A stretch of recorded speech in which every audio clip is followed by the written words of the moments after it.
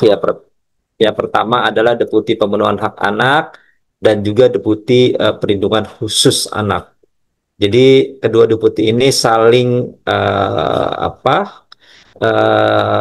saling bersama-sama dalam upaya pencegahan dan dalam juga upaya penanganan. Nah, ketika anak-anak sudah terjebak ke dalam kategori pengguna, pemakai, dan lain sebagainya, itu masuk di dalam kategori apa namanya AMPK, anak yang memerlukan perlindungan khusus. Baik, sudah tayang apa namanya materinya. Jadi Bapak Ibu sekalian, adik-adik juga yang berada di sini, bahwa eh, pemenuhan hak anak ini menjadi penting, menjadi hal yang sangat mendasar ya, bagaimana tentang masa depan anak-anak kita gitu kan. Karena dari pencegahan inilah eh, kita semua akan berupaya anak-anak kita tidak masuk dalam kategori anak yang memerlukan perlindungan khusus ya. Dalam hal ini mungkin tidak sampai terjebak kepada pengguna narkoba, baik itu mencoba-coba, terus tertarik dan lain sebagainya gitu kan. Tadi mungkin sudah dijelaskan oleh narasumber dari BNN betapa apa namanya bahayanya ketika kita sudah terjerumus ke dalam narkoba. Coba di next, Bapak, adik-adik. Jadi ini ya, Bapak Ibu sekalian, yang ada di sekalian, kalau kita melihat terkait dengan perlindungan anak ya, kita melihat siklus hidup anak ini kita bagi menjadi apa namanya menjadi tiga bagian ya. Jadi dari 24 jam kehidupan anak-anak kita, ya adik-adik sekalian, itu kita bagi menjadi 8 jam mereka berada di sekolah, 8 jam mereka berada di rumah, dan 8 jam lainnya mereka berada di ruang-ruang publik ya. Misalnya di pasar, di taman bermain ya, apa namanya, di ruang di mana di mal-mal dan lain sebagainya. Nah, tentunya dari 8 jam dari 24 jam yang ada ini eh, kita harus terus melihat, memperhatikan dan mendampingi ya. 8 jam berada di sekolah ini tentunya menjadi tanggung jawab Bapak dan Ibu guru ya.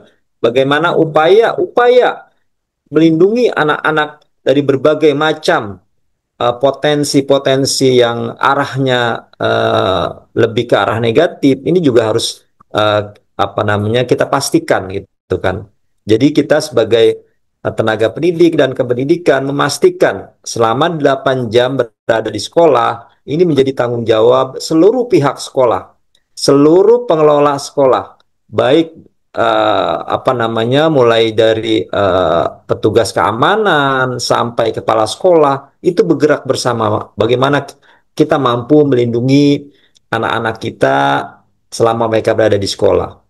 Begitu juga 8 jam berada di rumah. Nah, tentunya ini menjadi tanggung jawab kedua orang tua, pengasuh yang ada di rumah tersebut ya.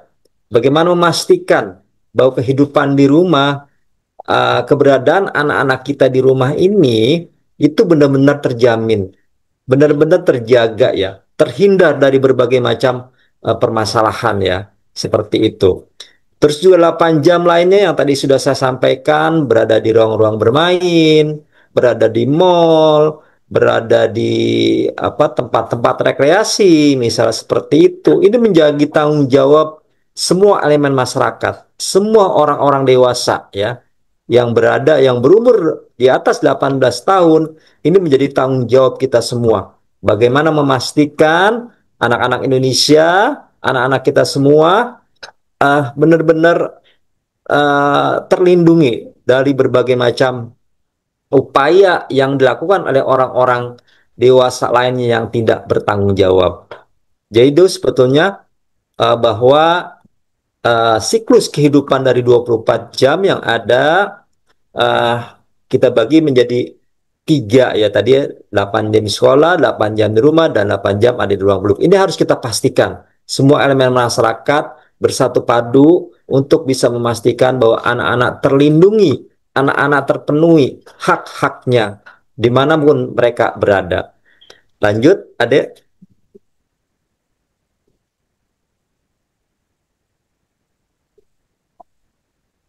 Terus saja diklik, Dek.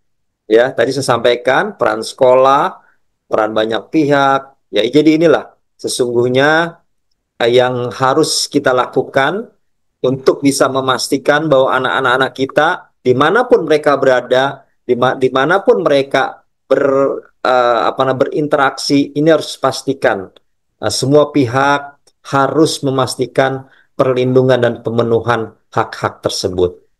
Lanjut. Nah ini Bapak Ibu sekalian, adik-adik sekalian, ketika kita bicara tentang anak, ini nih kalau kita merujuk kepada Konvensi Hak Anak ataupun Kabupaten Kota Layak Anak, ini kita berikan klaster-klaster ya. Nah, terkait dengan sekolah, tentunya kita masukkan di dalam klaster keempat, yaitu pendidikan, pemanfaatan waktu luang, dan kegiatan budaya. Ya. Karena di sinilah sebetulnya yang tadi sampaikan 8 jam mereka berada di sekolah, 8 jam mereka berada di ruang publik, 8 jam mereka berada di rumah. Tentunya ini menjadi uh, sangat penting untuk kita bisa pastikan. Tadi saya sampaikan bahwa di Kementerian Pemberdayaan Perempuan dan Perlindungan Anak, ini ada dua kedeputian. Deputi Pemenuhan Hak Anak dan Deputi Perlindungan Khusus Anak. Nah, Deputi Pemenuhan Hak Anak ini itu sebagai pengampu klaster satu, 2, 3, dan 4. Karena lebih kepada upaya-upaya pencegahan. Sementara di klaster 5 perlindungan khusus yang kita sebut dengan AMPK, yaitu anak yang memerlukan perlindungan khusus, ini masuk di dalam Deputi Perlindungan Khusus Anak, ya. Yang kita sebut adalah deputi penanganan ya. Jadi ketika sudah anak-anak menjadi korban, dalam ini misalnya tadi saya sampaikan korban pengguna, pemakai atau pedagang yang secara sah terbukti, ini ditangani oleh Deputi Perlindungan Khusus Anak ya, Bapak Ibu sekalian. Jadi klaster 1 sampai 5 ini itu yang kita sebut dengan perlindungan anak secara utuh ya. Jadi penanganan dan juga pencegahan dan juga ada penanganan seperti itu. Terus lanjut.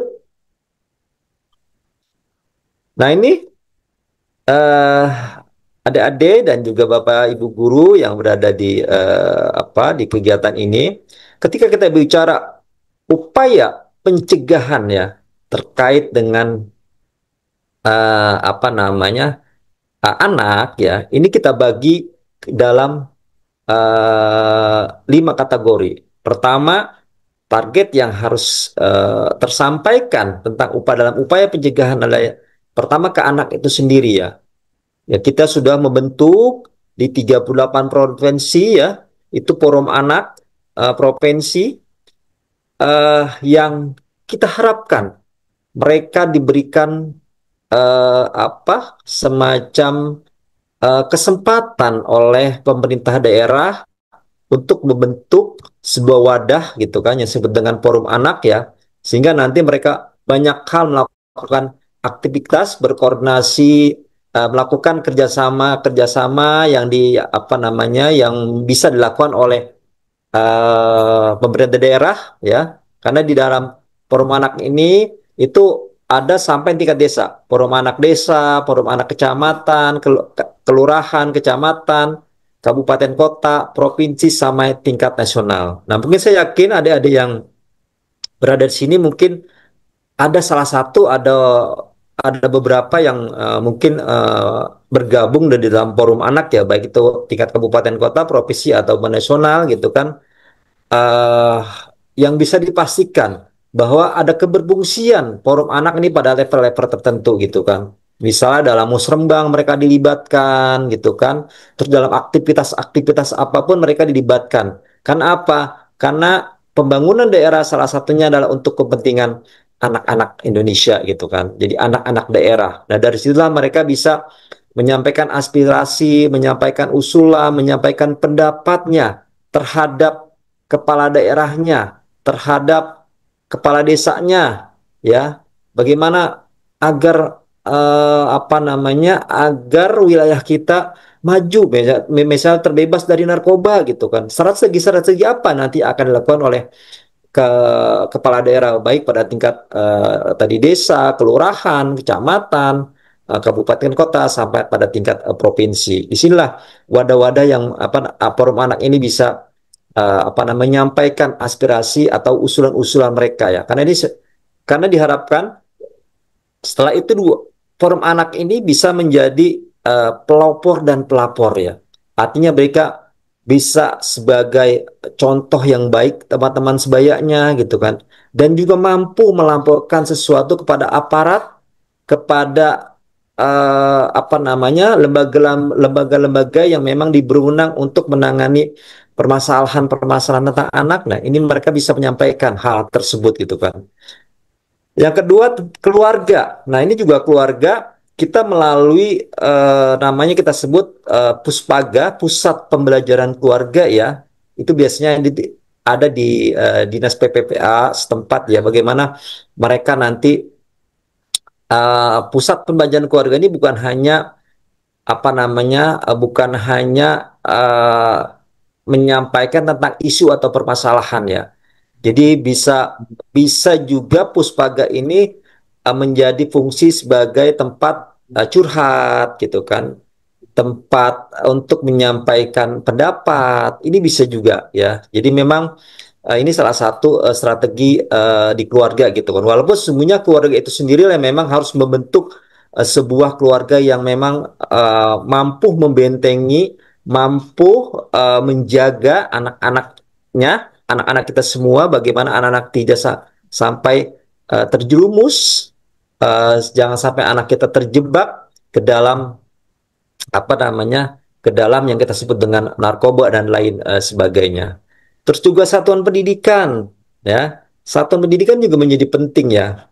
Jadi ketika di keluarga sudah kuat, sudah hebat, sudah mantap, sudah diberikan apa namanya, fondasi ataupun karakter-karakter yang baik, tentunya kita masuk kepada sekolah ini menjadi akan lebih menguatkan ya Bapak Ibu sekaliannya. Dan juga adik-adik sekaliannya. Karena kami punya namanya yang kita sebut dengan Satuan Pendidikan Ramah Anak ya. Bagaimana sekolah itu membuat aman, membuat nyaman, membuat semua bisa berbahagia gitu kan. Baik orang tua, guru, dan peserta didik tersebut. Yang keempat terkait dengan lingkungan. Nah, tentunya lingkungan kita harapkan setelah mereka pulang sekolah, setelah mereka santai itu, kita berharap bahwa kepala daerah tuh menyiapkan ruang-ruang publik yang bisa dimanfaatkan oleh anak-anak. Jadi ada pusat-pusat kreativitas anak ya, untuk ruang bermain, tempat ibadah pun gitu kan. Terus juga tempat-tempat tersebut menjadi tempat yang apa mereka gunakan untuk hal-hal yang positif ya. Termasuk di situ juga ada lapangan olahraga, misalnya ada futsal, ada voli dan lain sebagainya. Itu kita harapkan baik pada pemerintah desa, kelurahan, kecamatan, kabupaten kota sampai provinsi ini bisa menyiapkan tempat-tempat tersebut untuk bisa dimanfaatkan oleh anak-anak kita, untuk adik-adik sekalian ya, di dalam melakukan interaksi dengan teman-teman yang lain gitu kan.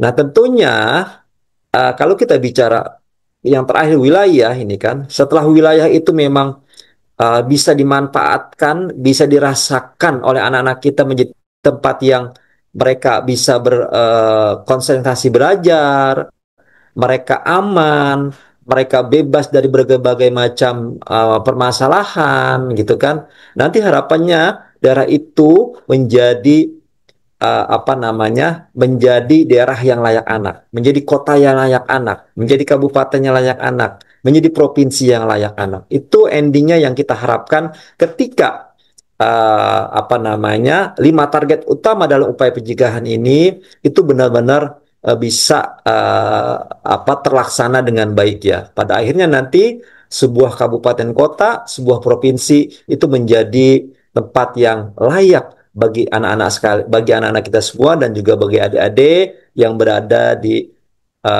ruang Zoom meeting ini. Lanjut. Nah, ini Bapak Ibu sekalian ya, kenapa sih yang melatar belakangi biasanya adanya KLA, ya tadi adanya satu pendidikan ramah anak. Tadi saya sampaikan sepertiga waktu anak itu berada di sekolah gitu kan. Terus juga rawannya kondisi sekolah ya, tadi ada ya kekerasan, nafsa, rokok, radikalisme, bangunan yang tidak layak dan lain sebagainya gitu kan. Ya, kenapa kami mendorong sekolah menjadi bagian upaya pencegahan ya, seperti itu. Inilah yang melatar belakangi kenapa adanya satuan pendidikan ramah anak. Terus juga ada kebijakan sekolah yang berbasis hukuman gitu ya, Bapak Ibu sekalian ya. Apa namanya masih melakukan hukuman-hukuman fisik misalnya seperti itu, masih melakukan hukuman-hukuman yang mencederai gitu kan. Nah, ini mungkin latar belakangnya seperti itu. Terus juga ada proses pendisiplinan yang kurang tepat gitu kan. Artinya tadi itu masih dihukum, misalnya anak-anak masih di lari lari di lapangan, dijemur di lapangan dan lain sebagainya. Sebenarnya kadang-kadang eh, korelasinya antara antara hal yang dilakukan oleh siswa dengan hukuman itu belum tentu bisa nyambung gitu ya Bapak Ibu sekalian ya. Ini mungkin yang masih banyak terjadi. Terus juga banyak program KKN yang berbasis sekolah yang masuk menjadi indikator SRH. Tadi salah satunya BNN ya, anti nafsa. Di situ ada, kita harapkan program-program dari sekolah ini bisa masuk di dalam sebuah sekolah ya, karena KL-KL mempunyai program-program tersebut.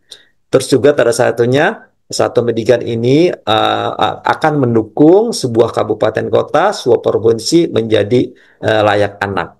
Lanjut. Nah, ini karena kita sekarang bicara tentang sekolah ya, makanya saya fokus kepada satuan pendidikan ramah anak. Apa sih itu gitu kan? Jadi itu adalah pendidikan formal, non formal, dan informal yang mampu memberikan pemenuhan hak dan perlindungan khusus bagi anak gitu, termasuk mekanisme pengaduan. Jadi di sekolah SRI tersebut adalah bagaimana upaya pencegahan dilakukan dan ada mekanisme yang diatur oleh sekolah ketika terjadi permasalahan ya. Jadi tidak lagi ada prasangka-prasangka yang tidak baik antara orang tua dan sekolah gitu kan. Begitu juga sebaliknya. Jadi ini ada mekanisme yang dibangun ketika ada isu-isu permasalahan di sekolah gitu kan. Jadi tidak lagi misalnya orang tua tiba-tiba datang sekolah gitu kan, ngamuk-ngamuk dan lain sebagainya ya. Jadi ini ada hal yang ada sesuatu ya, bila terjadi hal yang ketika masih ada aksi-aksi kekerasan yang terjadi di sekolah. Nah, tentunya satuan pendidikan ramah anak ini itu sedikit terus minimalisir permasalahan-permasalahan tersebut agar terus terus berkurang aksi-aksi yang terjadi yang mungkin bisa kita saksikan ya melalui layar melalui media cetak, elektronik dan sebagainya. Masih banyak terjadi hal-hal yang sangat kita tidak harapkan kejadian yang tersebut berulang terus menerus. Lanjut. Nah, ini Bapak Ibu sekalian dan adik-adik juga, kita perlu tahu ada 3 pilar dalam satu pendidikan ramah anak. Ketika apa namanya ketika sekolah itu benar-benar mampu memenuhi dan melindungi anak ya. Ya, pertama adalah eh, 3 pilar tersebut adalah apa? Satuan pendidikan, orang tua, dan peserta didik. Jadi ketiga hal inilah yang harus terus menjalin komunikasi. Tidak boleh terputus ya. Tidak boleh tersampaikan segala informasi. Jadi informasi yang ada di sekolah, yang ada di rumah, yang ada kejadian-kejadian tentang peserta didik, ini harus tersampaikannya. Jadi 3 pilar ini kita dorong. Bagaimana komunikasi ini terus terjalin ya antara pihak sekolah, orang tua, dan peserta didik. Sehingga ketika ada sesuatu permasalahan ya, itu akan cepat terdeteksi, akan cepat terlihat gitu kan. Karena informasi-informasi ini bisa dari berbagai bisa disampaikan melalui orang tua ke sekolah, sekolah orang tua dan juga peserta didik ke orang tua, peserta didik juga dan ke sekolah. Jadi hal-hal seperti ini yang akan membentengi, akan melindungi ya setiap kejadian-kejadian yang ada. Lanjut. Nah ini 4 konsep di satuan pendidikan ramah anak apa sih ya? Mengubah paradigma dari pengajar menjadi pembimbing, orang tua, dan sahabat anak ya.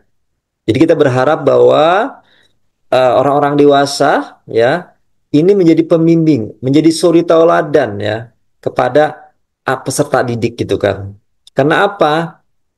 Kenapa saya sampaikan seperti itu? Karena anak-anak biasanya apa yang mereka lihat, mereka dengar, mereka rasa itu akan diikuti ya Bapak Ibu sekalian. Nah, tentunya kita sebagai orang dewasa, sebagai tenaga pendidik dan kependidikan, tentu sebagai orang tua, tentunya juga sebagai orang dewasa lain, ini harus menjadi suri tauladan ya. Bagaimana ketika kita bicara baik, ya kita juga harus mencontohkan kebaikan seperti itu. Ketika kita bicara tentang hal-hal yang positif, tentunya juga itu harus kita harus melakukan hal-hal yang positif ya. Itulah salah satu bagaimana ini menjadi contoh buat adik-adik sekalian, buat seluruh peserta didik di setiap jenjang sekolah. Terus juga ya tadi itu pembimbing dan keteladanan ini menjadi hal yang penting ya Bapak Ibu sekalian ya. Karena kadang-kadang memang kita berharap bahwa selalu berkata bahwa anak-anak adalah masa depan bangsa. Anak-anak adalah generasi penerus bangsa. Tapi apa yang kita bisa lakukan hari ini untuk persiapan mereka ke depan? Nah, itu harus kita pikirkan ya. Tentunya kebaikan, hal-hal kebaikan itu yang harus kita wariskan kepada mereka ya. Ketika mereka salah, kita harus dicari tahu apa permasalahannya yang terjadi gitu ya Bapak Ibu sekalian ya. Ini harus kita sampaikan ya. Jadi ya itulah kenapa hal ini harus kita lakukan, Bapak Ibu sekalian, terhadap anak-anak kita semua. Karena apa? Karena mereka lah yang nanti akan meneruskan. Mereka yang akan menjadi pemegang tongkat estafet berikutnya, gitu kan. Nah, ketika kita sudah wariskan hal-hal yang baik, hal yang positif, tentunya ini juga akan menjadi modal buat anak-anak kita ke depan, seperti itu. Terus juga eh memastikan orang dewasa di satuan pendidikan terlibat penuh di dalam melindungi anaknya. Tadi saya sampaikan bahwa mulai dari penjaga sekolah sampai kepala sekolah itu harus terlibat penuh. Sama-sama memberikan perlindungan, sama-sama memberikan pemenuhan hak-hak anak tersebut gitu ya Bapak Ibu sekalian. Jadi eh, kita harus membedakan ya Bapak Ibu sekalian ya antara anak yang dimanjakan dengan anak yang disayang gitu kan. Biasanya kalau dimanjakan anak itu apapun diberikan. Walaupun tidak sesuai dengan kebutuhan, itu biasanya diberikan. Dia biasanya pada tingkat level-level keluarga ya, tingkat keluarga. Jadi saking dimanjanya apapun mereka berikan gitu kan. Tapi sesungguhnya itu tidak menjadi kebutuhan gitu kan, kebutuhan anak tersebut. Tetapi kita disayang, berarti ada hal-hal yang mereka harus pikirkan ke depan, masa depan anak itu kan. Oh ini anak-anak saya belum, anak SD misalnya atau SMP, oh ini belum belum pantas mereka misalnya diberikan kendaraan bermotor karena dari sisi umur juga kan memang belum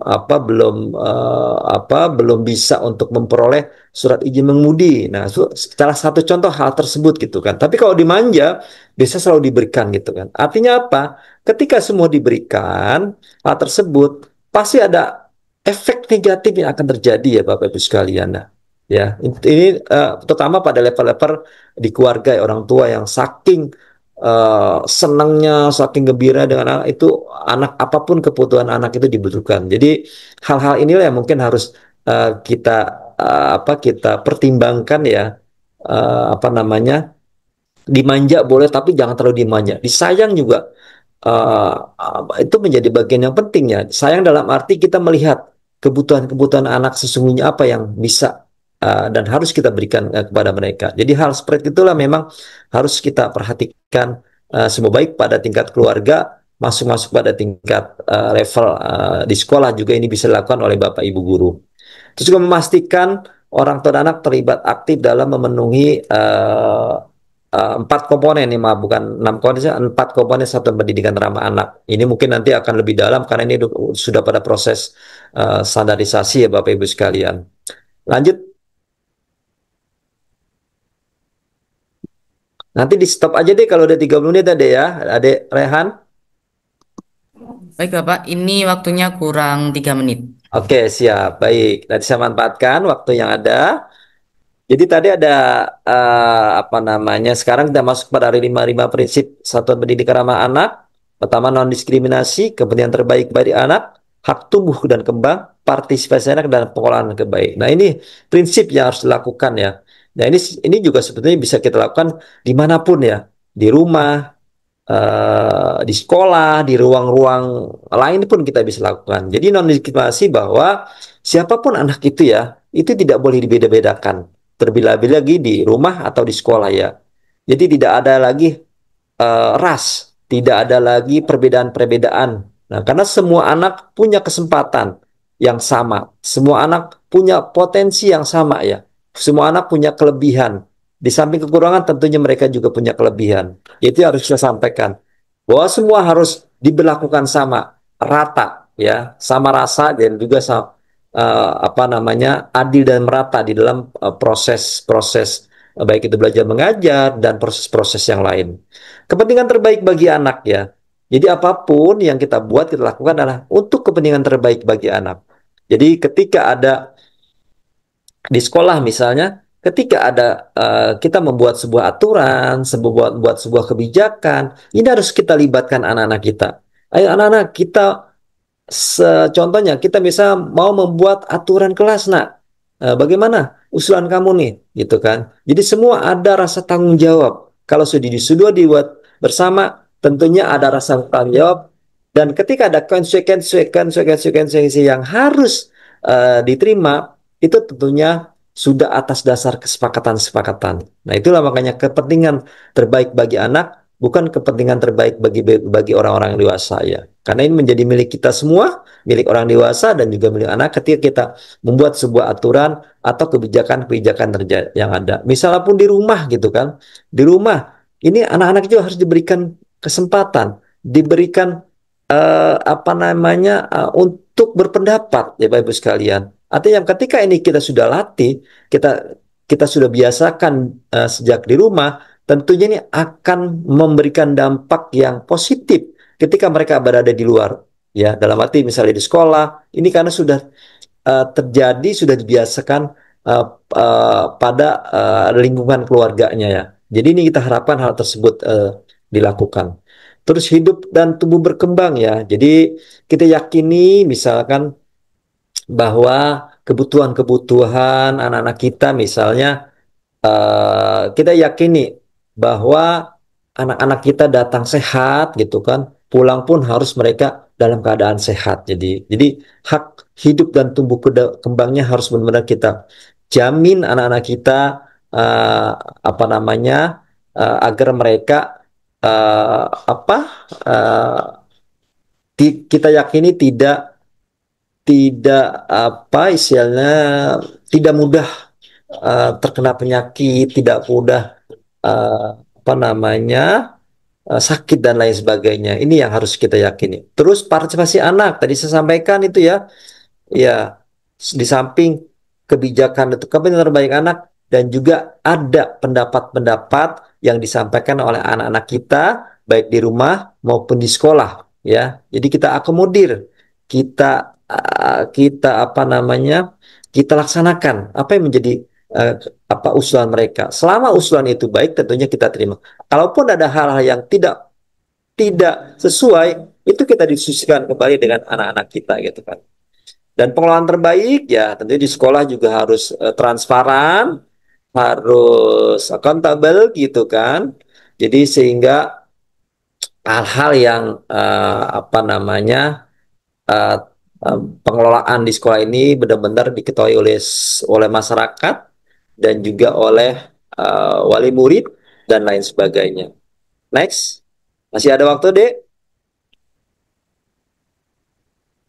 Dan ini juga tadi Bapak ada. waktunya sudah berakhir. Oke, baik. Jadi sebenarnya kalau ini sudah masuk dalam proses selesai, tapi intinya gitu Bapak Ibu dan adik sekalian bahwa kita berharap bahwa salah satu sekolah ini menjadi bagian upaya pencegahan bagaimana anak-anak kita tidak terjumus ya ke dalam hal-hal yang negatif ya, apalagi sampai keterlibat narkoba gitu kan. Makanya sekolah ini menjadi bagian penting. Tadi ada tiga pilar tersebut: sekolah, orang tua, dan peserta didik harus terjalin komunikasi yang yang intens, tidak terputus.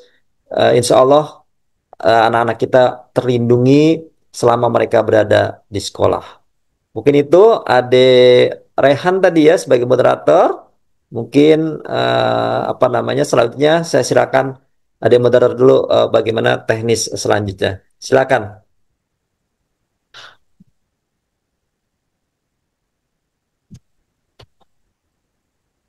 Baik Bapak, terima kasih atas informasi dan materi yang telah diberikan. Saya sebelum melanjutkan ke sesi tanya jawab, izinkan saya menyampaikan sedikit resume. Pencegahan narkoba pada anak perlu dilakukan melalui pendekatan pemenuhan hak anak secara menyeluruh, khususnya melalui peran sekolah atau madrasah. Anak menghabiskan waktunya dalam tiga bagian, yaitu 8 jam di sekolah, 8 jam di rumah, dan 8 jam di lingkungan lainnya. Oleh karena itu, seluruh pihak, baik pendidik, keluarga, dan masyarakat, memiliki tanggung jawab untuk memastikan anak terlindungi dari berbagai ancaman, termasuk narkoba. Salah satu strategi penting dalam pencegahan anak melalui penerapan sekolah ramah anak atau SRA, yaitu satuan pendidikan yang menjamin perlindungan dan pemenuhan hak anak, serta melibatkan guru, orang tua, dan siswa secara aktif. Pendekatan ini berlandas pada 5 prinsip utama SRA, yaitu non-diskriminasi, kepentingan terbaik bagi anak, hak untuk hidup dan tumbuh berkembang, partisipasi anak, serta pengelolaan yang baik. Pencegahan juga diperkuat melalui 5 target utama, yaitu anak melalui forum anak, keluarga melalui puspaga, sekolah, lingkungan, dan wilayah. Seluruh upaya ini mengacu pada klaster konvensi hak anak, khususnya pada aspek pendidikan dan waktu luang, dengan tujuan akhir menciptakan lingkungan yang aman, sehat, dan mendukung tumbuh kembang anak secara optimal. Baik, saat ini kita akan masuk ke sesi tanya jawab.